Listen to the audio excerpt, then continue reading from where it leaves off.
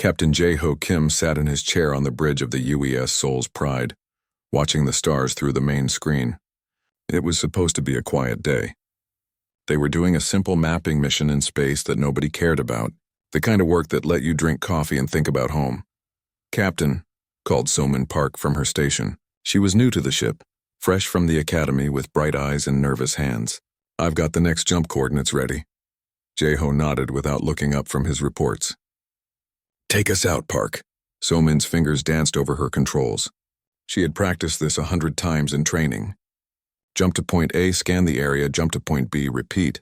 Easy stuff. But today, something felt different about the numbers on her screen. They looked right, but also somehow wrong. She shrugged and hit the jump button anyway. The Soul's Pride slipped into hyperspace with its usual gentle hum. Jae-ho felt the familiar twist in his stomach as reality bent around them. In a few seconds, they would pop out near some empty star system and start their boring work. The ship dropped back into normal space. "What the hell?" Dongwoo Lee said from his communications post. Jae-ho looked up at the main screen and nearly choked on his coffee. Instead of empty space, they were surrounded by ships. Lots of ships. Big, angry-looking ships with weapons that glowed like angry stars. "Park," Jae-ho said slowly. "Where exactly are we?" Somin was staring at her navigation screen with wide eyes. I don't know, sir. These aren't the coordinates I entered." The ships around them were unlike anything Jae-ho had ever seen. They looked like they were made of black crystal, with edges that hurt to look at. Each one was the size of a city, and there were hundreds of them arranged in perfect formation around something even bigger. "Sir," Dongwoo said, his voice tight. "We're getting signals. Lots of them. They don't sound friendly." Through the speakers came a sound like grinding glass mixed with screaming wind. It was clearly meant to be scary, and it worked. Most of the bridge crew looked like they wanted to hide under their desks. On one of the crystal ships, Admiral Kethvar was having what humans might call a very bad day. His fleet had been preparing for their next conquest when suddenly a small, strange ship appeared right in the middle of their formation. It was tiny compared to his massive warships, but that didn't matter. In 3,000 years of Vorthak expansion, no enemy had ever been bold enough to appear in the heart of their fleet. "Sound the war cry," Kethvar ordered his crew. "Let them know they face the might of the Vorthak Empire." The terrible sound filled space, bouncing off every ship in the fleet. It was designed to freeze enemies with fear, to make them understand that they faced something beyond their worst nightmares. On the Soul's Pride, Dongwoo listened to the alien sounds for a moment. Then he turned to his captain. "Sir, should I respond?" Jae-ho was still trying to figure out what was happening. Sure. Tell them we didn't mean to bother them." Dongwoo activated the ship's communications. His voice went out in all directions, calm and polite. "Sorry about that. We'll get out of your way. Nice light show, by the way." On Kethvar's command ship, the translation computers worked quickly to convert the human words. When they finished, every Vorthak on the bridge stood in shocked silence. "They apologized," said one of his officers. "And they called our war cry a light show," said another. Kethvar felt something he had not experienced in centuries. Confusion. In all his battles, enemies either screamed in terror or tried to sound brave while clearly being afraid. No one had ever responded to the war cry with casual politeness. "Perhaps," he said slowly, "they do not understand who they face. Send the identification protocol." Back on the Soul's Pride, Jae-ho was starting to get worried. The alien ships weren't moving away. If anything, they seemed to be getting more excited. "Captain," said Hyejin Choi from the science station, "I'm reading massive energy signatures from those ships. They're definitely military." "Are we in danger?" Jae-ho asked. Hyejin studied her readings. "Hard to say. Their weapons are active, but they're not targeting us specifically. It's like they're showing off." More alien sounds came through the speakers. This time they were different, more structured. Dongwoo frowned as he listened. "Sir, I think they're trying to tell us who they are. Something about an empire and how powerful they are." Jae-ho rubbed his forehead. First contact situations were supposed to be handled by diplomats, not exploration ship captains who just wanted to map empty space. "Tell them who we are," he said. "Keep it simple." Dongwoo nodded and spoke into his microphone. "This is the UES Soul's Pride Earth exploration vessel. We're just here to map some star systems. We didn't know anyone was using this area." The message traveled to Kethvar's ship, where it caused even more confusion. The humans were admitting to being explorers, which meant they were confident enough to send scouts deep into Vorthak territory. And they spoke of mapping star systems as if they did it regularly, which suggested they controlled vast areas of space. "Sir," said his intelligence officer, "if this is just their exploration vessel, their main fleet must be enormous." Kethvar studied the small human ship on his screens. It looked harmless, but that might be the point. The most dangerous enemies were often the ones who appeared weak. "How many ships do they have?" he demanded through the communication system. On the Soul's Pride, Dongwu translated the question for his captain. Jeho thought about it. They wanted to know about Earth's fleet. "Tell them the truth," he said. "We're just one ship with 47 crew members." When this message reached the Vorthak fleet, it created panic. 47 beings had dared to enter their most secure formation. Either these humans were insane, or they were so powerful that 47 of them was enough to threaten the entire Vorthak Empire. "Sir," Somin said quietly, "I think I know what happened with the navigation. I might have used the training simulation coordinates instead of the real ones." Jeho closed his eyes. "So we're lost?" "Not lost exactly, just very far from where we're supposed to be." Around them, the crystal ships began to move into what looked like attack formations. Jeho watched them with the tired eyes of a man who had just realized his quiet mapping mission had turned into something much more complicated. "Well," he said, "this is going to be interesting." The alien ships were moving now, forming patterns that made Jeho's military training kick in. Those were attack formations, no doubt about it. But they were also strange, like something from an old textbook. "Captain," said Hyejin from her science station, "I'm getting detailed scans of their technology. This is fascinating." Jeho looked at her like she was crazy. "Fascinating? They're pointing weapons at us." Hyejin shrugged. "Yes, but look at the energy patterns. It's all very familiar, like something we studied in school." She paused, thinking, "Oh, this reminds me of that old arcade game from the 90s. What was it called? Space something?" Her words went out over the ship's communication system, where Dongwu's universal translator picked them up and broadcast them to the alien fleet.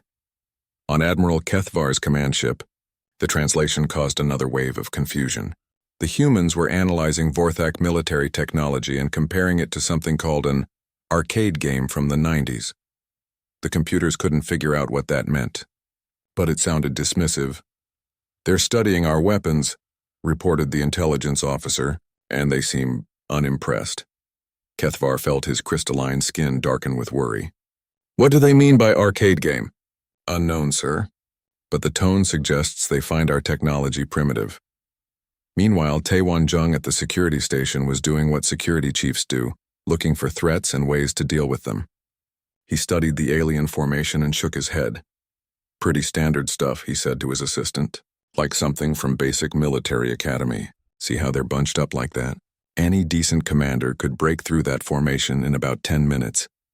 His comments went out over the internal communications, where they were picked up by the ship's external sensors and accidentally broadcast to the alien fleet. Kethvar received this analysis and felt something close to panic. The humans had looked at his battle formation, a pattern that had conquered dozens of worlds, and called it basic military academy level. They even claimed they could break through it in 10 minutes.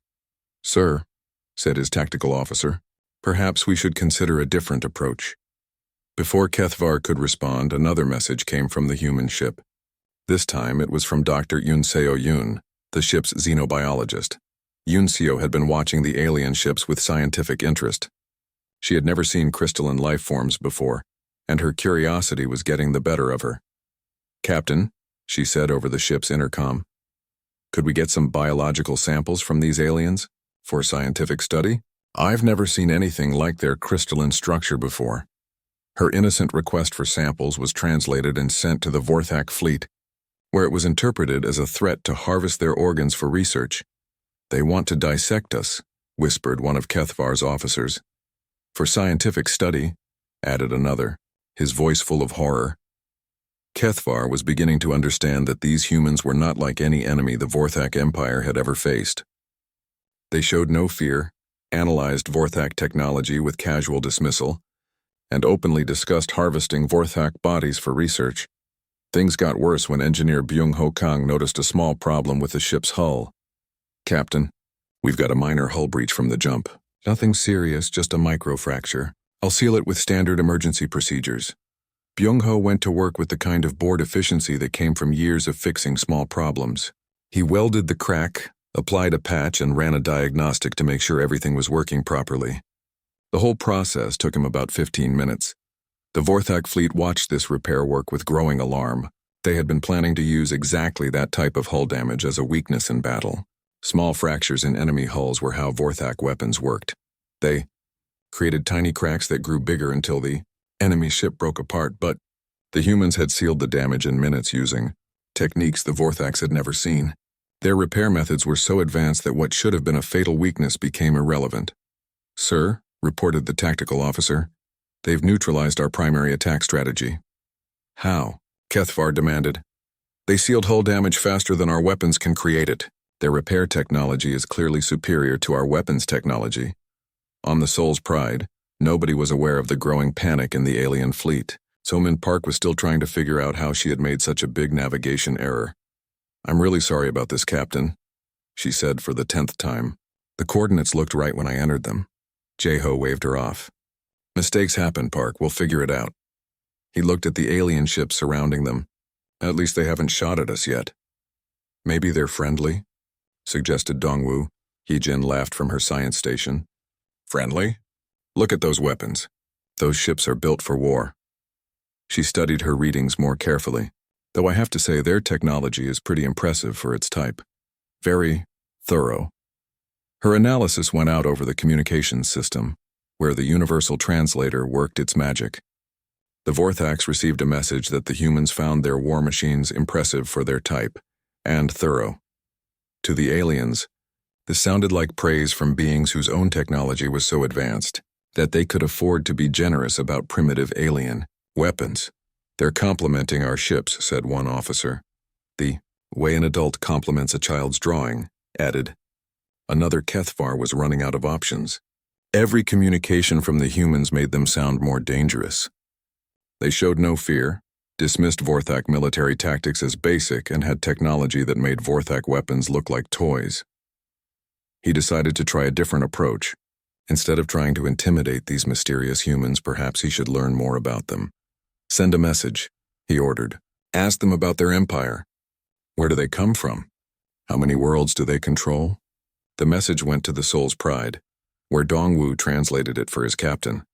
"They want to know about Earth and the Human Alliance," he reported. Jae-ho thought about how to answer. The truth was that humanity controlled exactly one world and had only recently started exploring space. But that might not be the best thing to say when surrounded by alien warships. "Tell them we come from Earth," he said carefully. "We're part of a growing community of worlds that work together for exploration and peace." It was technically true. Earth was working with its colonies and space stations, and they were focused on peaceful exploration. But when the message was translated and sent to the alien fleet, it sounded like humans controlled multiple worlds and had unified them under a single government dedicated to expansion. "Multiple worlds," whispered Kethvar. "A unified government. And they call it growing." "Sir," said his intelligence officer, "if this is just one of their exploration ships and they have multiple worlds..." Kethvar didn't need him to finish the thought. If the humans had multiple worlds and this was just a casual exploration mission, then the Vorthak Empire might have stumbled into something much bigger than they could handle. "Continue monitoring," he ordered, "and prepare the emergency communication system. We may need to contact the Emperor." On the Vorthak homeworld, Emperor Vexthor the Terrible was having the worst day of his 3,000-year reign. The reports from Admiral Kethvar kept getting stranger and more disturbing. "They what?" he demanded, his crystalline form darkening with anger. Intelligence Chief Zekrin shuffled through his data tablets, wishing he had better news to report. "They're broadcasting psychological warfare music, sir. Our analysis shows it contains complex manipulation patterns designed to affect brain chemistry. And they're still just sitting there? One ship against our entire fleet?" "Yes, sir. They appear to be comfortable." Emperor Vexthor had conquered 47 star systems by being smarter and more ruthless than his enemies.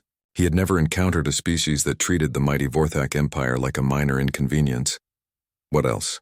He growled. Zekrin consulted his notes. They mentioned several things in their communications that our computers are having trouble translating. References to something called rush hour traffic and tax season and trying to assemble IKEA furniture without instructions. What do these things mean? We don't know, sir. But the translation algorithm suggests they're referring to extremely difficult or dangerous situations. The humans speak of them as common experiences, which implies they regularly face challenges that our computers classify as apocalyptic scenarios. Emperor Vexthor felt a chill run through his crystalline spine. They consider apocalyptic scenarios to be normal. It appears so, sir. They also mentioned something called customer service and waiting in line at the DMV. Our computers suggest these might be references to forms of psychological torture so advanced that we don't have proper translations. On the Soul's Pride, weapons specialist Chang-Soo Park was doing a routine analysis of the alien weapons systems. As a professional, he couldn't help but appreciate the engineering that went into them. Not bad, he said to his assistant. These energy weapons have decent output for their size. The focusing arrays are pretty clever, and the power coupling is efficient. It's like they really thought about the design problems. His professional assessment was picked up by the ship's communication systems and transmitted to the alien fleet, where it caused immediate panic. They're analyzing our most advanced weapons, reported the tactical officer on Kethvar's ship, and they call them decent for their size. Decent? Repeated Kethvar. The implication is that their own weapons are significantly more powerful, sir. Meanwhile, botanist H. Kim was looking at some plant samples that the aliens had included in their cultural exchange data. She had hoped to see some interesting alien biology, but the results were disappointing. She said to Dr. Yuncio. These specimens are pretty basic. I've seen more impressive plant life in my grandmother's garden. These aliens must come from a pretty simple ecosystem. Her innocent comment about alien biology was translated and sent to the Vorthak fleet, where it was interpreted as evidence that humans came from a world so abundant and diverse that even their elderly citizens commanded ecosystems beyond Vorthak imagination. Sir, reported the biological analysis team. They claim their grandmother's garden contains more advanced life forms than our conquered worlds. Their grandmother? Asked Kethvar weakly. We believe it refers to an elderly female. The implication is that even their oldest and weakest citizens have access to biological diversity that surpasses our greatest achievements. Emperor Vexthor received these reports with growing horror. The humans had casually dismissed Vorthak weapons technology, referred to apocalyptic scenarios as normal daily life, and claimed that their grandmothers possessed ecosystems more advanced than entire Vorthak worlds. What kind of species are we dealing with? He whispered. Unknown, sir, replied Zekrin.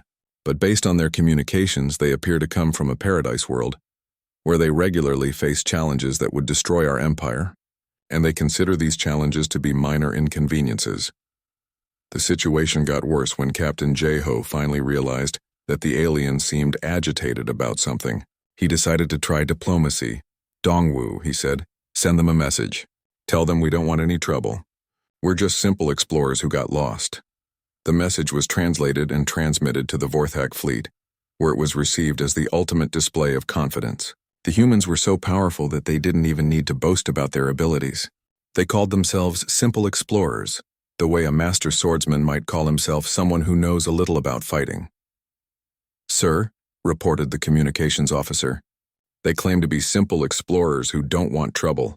The confidence whispered Kethvar. They're so powerful they don't need to threaten us, and they call themselves simple, added another officer.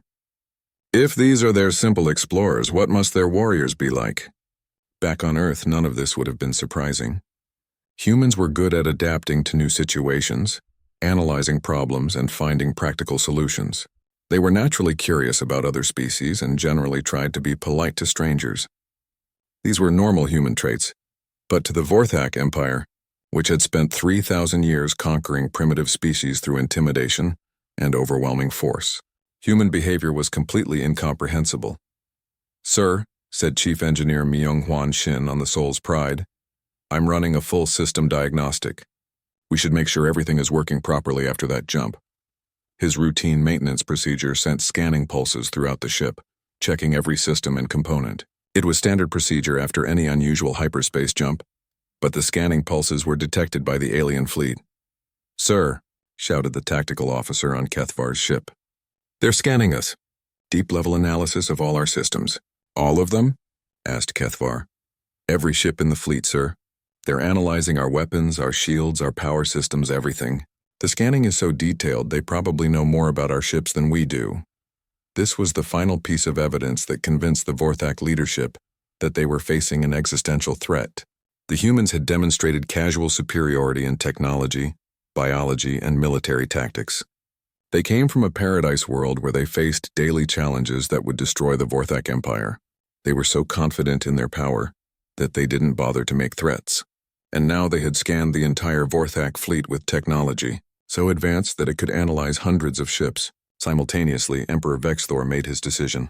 "Send a message to Admiral Kethvar," he ordered. "Tell him to prepare for surrender." "Sir?" asked Zekrin. "We cannot fight these beings," said the Emperor. "They are so far beyond us that resistance would be suicide. Our only hope is to surrender before they decide we are a threat worth eliminating. But, sir, our empire will survive by bowing to a superior species. It's better than being destroyed by them." The order went out to the fleet, where Admiral Kethvar received it with a mixture of relief and terror. Relief that he wouldn't have to fight the mysterious humans. Terror at what would happen to the Vorthak Empire under human rule. "Prepare the surrender protocols," he ordered his crew, "and pray that these humans are more merciful than they are powerful." Captain Jae-ho Kim was starting to think the aliens were having some kind of internal problem. Their ships kept moving into new formations, and now they were sending strange signals that sounded almost like music. "Dongwu," he said. "What are they transmitting now?" Communications Officer Dongwu Lee frowned at his console. "It's hard to translate, sir. The computer thinks it might be some kind of ceremonial communication. Very formal, very respectful." "Respectful?" "Yes, sir. Like they're trying to be polite about something." Chief Engineer Myung-Hwan Shin was finishing his diagnostic routine, making sure all the ship systems had survived their unexpected jump. He ran through the checklist one more time, sending scanning pulses to every component and subsystem.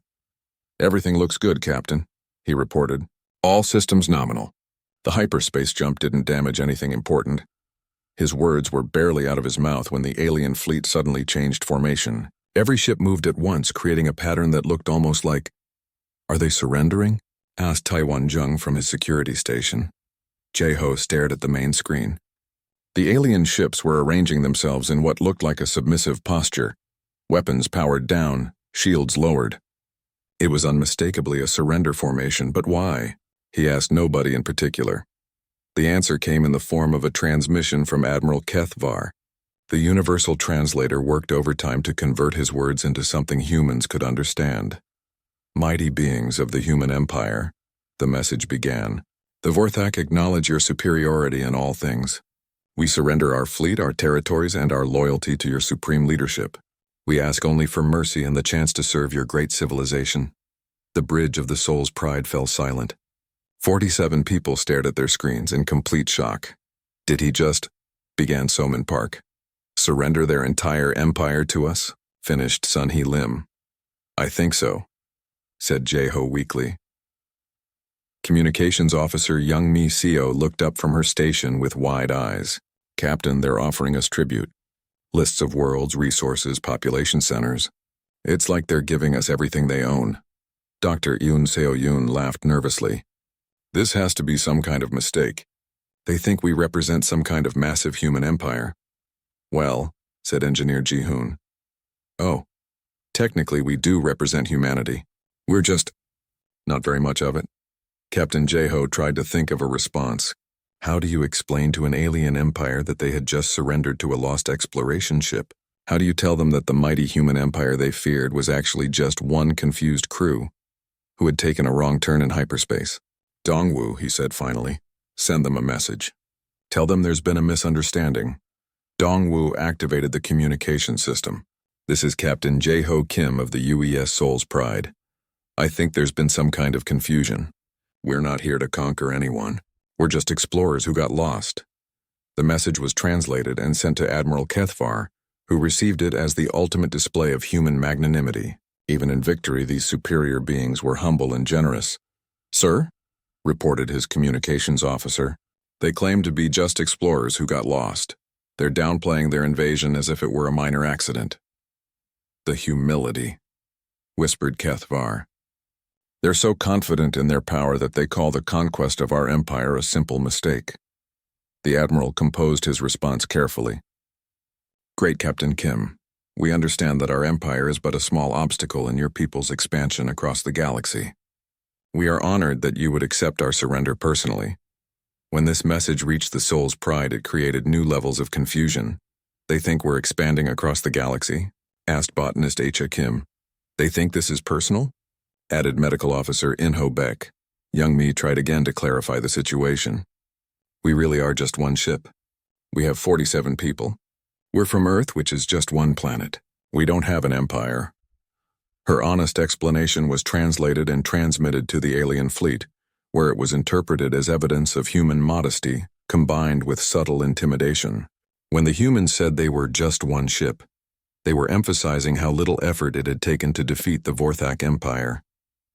When they mentioned 47 people, they were pointing out that less than 50 humans were sufficient to conquer thousands of alien worlds.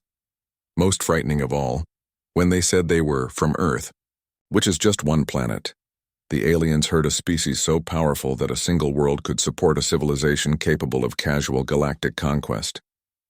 Sir, reported Zekran to Emperor Vexthor, they claim that all of this, the defeat of our entire empire, was accomplished by 47 beings from a single world. One world? Whispered the Emperor. If one world can do this to us, said Zekran, imagine what their entire civilization must be capable of. Emperor Vexthor made his final decision. Send word to all Vorthak worlds. We are now vassals of the human empire. All resistance is to cease immediately. We will serve our new masters with absolute loyalty. Back on the Soul's Pride, the crew was still trying to process what had happened. Captain Jeho looked around his bridge at the faces of 46 confused humans who had accidentally conquered an interstellar empire. So, he said slowly, we're in charge of 47 star systems now? It appears so, sir, replied Dongwu. And several billion alien citizens, added Young Mi, reading from her communication logs. Plus their entire military fleet, said Taiwan. Chef Gitai Ro raised his hand tentatively. Should I still prepare dinner for the aliens? Because I invited them earlier, and they might be expecting it now. Captain Jeho closed his eyes and rubbed his temples. How am I going to explain this to command? Very carefully, suggested Somin Park. Navigator Sun Hee Lim was already plotting a course home. Sir, should I set coordinates for Earth? The aliens are offering to provide us with an escort. Through the main screen, they could see the alien fleet reorganizing itself into what was clearly an honor guard formation. Hundreds of massive warships were preparing to escort one lost exploration vessel back to human space. This is going to be awkward, said Hyejin Choi. Think of it this way, said engineer Myung Hwan Shin. We've just achieved the most successful first contact in human history. No shots fired, no casualties, and we accidentally established peaceful relations with an entire interstellar empire. Peaceful? Asked Jeho. Well, they surrendered to us. It doesn't get much more peaceful than that. Captain Jeho looked around his bridge one more time, at the crew of 47 humans who had somehow convinced an alien empire that they represented the most powerful force in the galaxy. They had done it without weapons, without threats, and without even realizing what was happening. They had done it by being themselves, curious, competent, and generally friendly people who treated everyone with basic respect and professionalism. All right, he said finally. Dongwu, send a message to the aliens. Tell them we accept their alliance. Tell them we look forward to peaceful cooperation between our peoples. Should I mention that we're still lost? Asked Somin. Let's save that for later, said Jeho. One crisis at a time. As the Soul's Pride prepared to depart with its enormous alien escort, Admiral Kethvar sent one final message to his new human masters. Great Captain Kim, we have learned much from observing your people, your casual competence in the face of superior numbers, your scientific approach to unknown situations, and your willingness to extend friendship even to potential enemies. These are the qualities of a truly superior civilization. We are honored to serve under your leadership. When the message was translated, The bridge crew of the Soul's Pride finally understood what had happened. They hadn't conquered an alien empire through superior technology or military might. They had accidentally demonstrated that humans were the kind of people other species wanted to follow. And somehow, that was even more impressive than conquering them would have been. After 2 hours of being surrounded by alien warships, the crew of the Soul's Pride was starting to relax. The aliens weren't shooting, which was always a good sign. Captain J-Ho decided they might as well make the best of the situation. "Park," he said to So-Min, "since we're here anyway, start mapping this system. We might as well get some useful data." So-Min nodded and began her scans. Navigator Sun-Hee Lim joined her, treating the massive alien fleet like interesting landmarks to plot around. "This is actually a great system for mapping practice," Sun-Hee said cheerfully. "Look at all these reference points. The aliens have their ships arranged in perfect geometric patterns." Her casual comment went out over the ship's communications, where the aliens heard a human navigator discussing how to use the mighty Vorthak battle fleet as reference points and mapping practice. On Admiral Kethvar's ship, this created new levels of confusion. "They're using our fleet for navigation training?" asked one officer. "They're treating us like landmarks," said another, his voice full of disbelief. Meanwhile, Chef Gitairo was preparing the evening meal. Cooking always helped him think, and today had been stressful enough that he needed the comfort of familiar work. "You know what?" he said to his assistant. "We should invite these aliens over for dinner. First contact protocols suggest cultural exchange, right? Food is always a good way to start." His innocent suggestion was picked up by the ship's internal communications and accidentally broadcast to the alien fleet. The Vorthaks received an invitation to dine with humans, which they interpreted as either supreme confidence or a trap. "They want us to board their ship," reported the communications officer. "For food," added the tactical officer. "They're either very confident or planning to poison us." Kethvar was beginning to think these humans were the strangest enemy he had ever encountered. They mapped star systems around active battle fleets and invited their enemies to dinner parties. Things got worse when communications officer Young Mai Seo decided to try a different approach to first contact. She had read that music was a universal language, so she started broadcasting Korean pop music as a friendship gesture. The cheerful, upbeat songs filled space around the Vorthak fleet. The aliens' analysis computers immediately began studying the music for hidden meanings. They found complex mathematical patterns in the rhythms, emotional manipulation techniques in the melodies, and what appeared to be coded messages in the lyrics. "Sir," reported the intelligence officer, "they're using sophisticated psychological warfare. This music is designed to disrupt our mental harmony and make us more susceptible to suggestion. Can we block it?" asked Kethvar. "We're trying, sir, but it's very advanced. Our computers can't decode all the layers." Back on the Soul's Pride, Medical Officer Inho Beck was reviewing the biological data they had collected on the aliens. "Interesting," he said to Dr. Yunseo. "Their crystalline structure is pretty neat, but it probably makes them brittle in low-temperature environments. And look at these energy patterns. They must need a lot of heat to function properly." His medical analysis was picked up by the ship's sensors and transmitted to the alien fleet, where it was received as detailed intelligence about Vorthak biological weaknesses. "They know about our temperature requirements," said the medical officer on Kethvar's ship, "and they've identified our structural vulnerabilities." "How long have they been studying us?" wondered Kethvar. The answer came from an unexpected source. Engineer Ji-Hoon-Oh had been looking at the alien ships from a professional perspective, and he couldn't help but notice some design flaws. "You know," he said to his engineering team, "those alien ships have some interesting ideas, but their energy distribution is all wrong. See how they've got all their power running through those crystal matrices? If you reverse the polarity and added some secondary conduits, you could increase efficiency by maybe 30%. He continued discussing theoretical improvements to alien technology, casually solving engineering problems that had been bothering Vorthak designers for decades. His suggestions were so practical and detailed that the aliens realized human engineering knowledge was far beyond their own. "They're redesigning our ships," reported the chief engineer on Kethvar's vessel, "and their improvements actually work. I'm running simulations now and they're right about everything." "Everything?" asked Kethvar. "Every single suggestion increases performance. They understand our technology better than we do.